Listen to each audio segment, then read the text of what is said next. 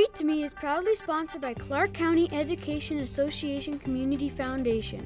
Chrysanthemum by author Kevin Hankins and read by Anna Maria Perez de Tagli. Anna Maria is a singer, dancer, and actor who has appeared in Fame, Hannah Montana, Camp Rock, and Camp Rock 2.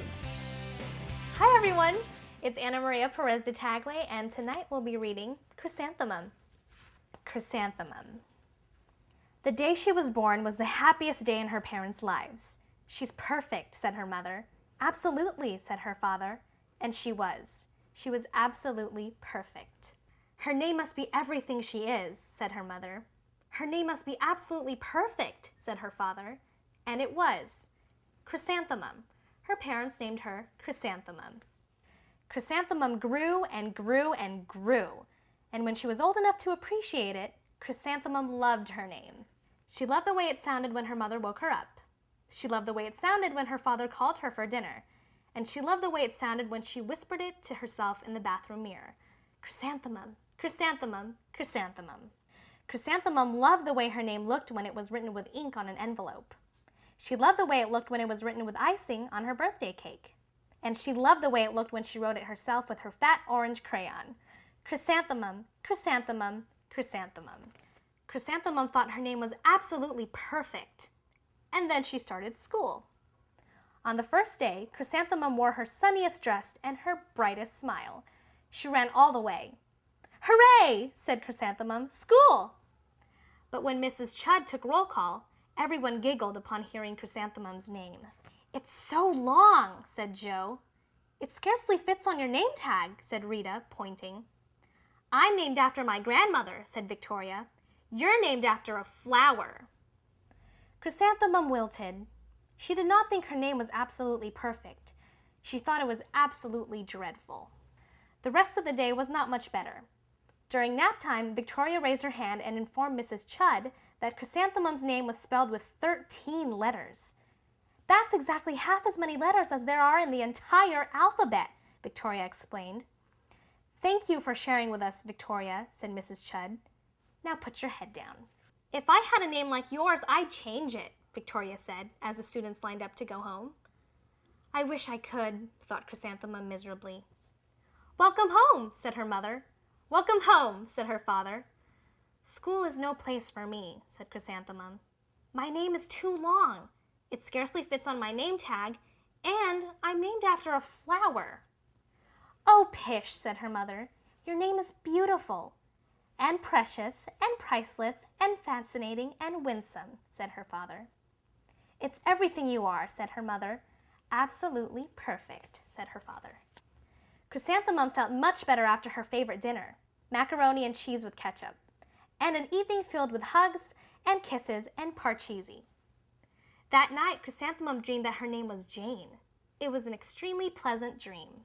The next morning, Chrysanthemum wore her most comfortable jumper. She walked to school as slowly as she could. She dragged her feet in the dirt. Chrysanthemum, chrysanthemum, chrysanthemum, she wrote. She even looks like a flower, said Victoria as Chrysanthemum entered the playground. Let's pick her, said Rita, pointing. Let's smell her, said Joe. Chrysanthemum wilted.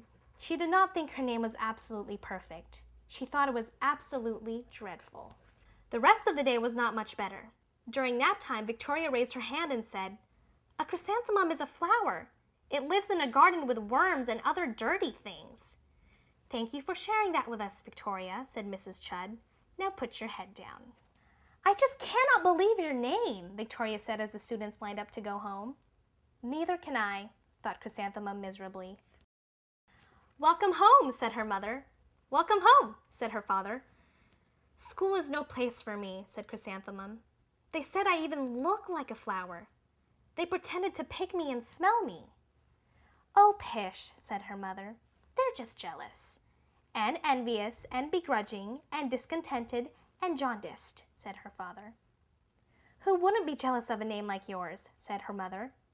After all, it's absolutely perfect, said her father.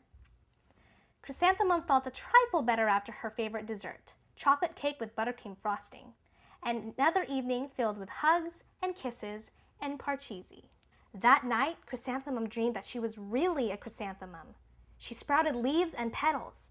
Victoria picked her and plucked the leaves and petals one by one until there was nothing left but a scrawny stem. It was the worst nightmare of Chrysanthemum's life.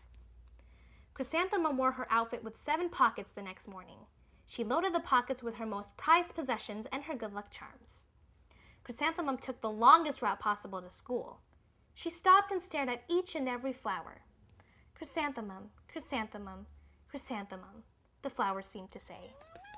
That morning, the students were introduced to Mrs. Twinkle, the music teacher. Her voice was like something out of a dream, as was everything else about her. The students were speechless. They thought Mrs. Twinkle was an indescribable wonder. They went out of their way to make a nice impression. Mrs. Twinkle led the students in scales. Then she assigned roles for the class musicale. Victoria was chosen as the dainty fairy queen. Rita was chosen as the spiffy butterfly princess. Jo was chosen as the all-important pixie messenger. And Chrysanthemum was chosen as a daisy. Chrysanthemum's a daisy! Chrysanthemum's a daisy! Jo, Rita, and Victoria chanted, thinking it was wildly funny. Chrysanthemum wilted. She did not think her name was absolutely perfect. She thought it was absolutely dreadful. "What's so humorous?" asked Mrs. Twinkle. "Chrysanthemum," was the answer. "Her name is so long," said Jo. "It scarcely fits on her name tag," said Rita, pointing. "I'm named after my grandmother," said Victoria. "She's named after a flower."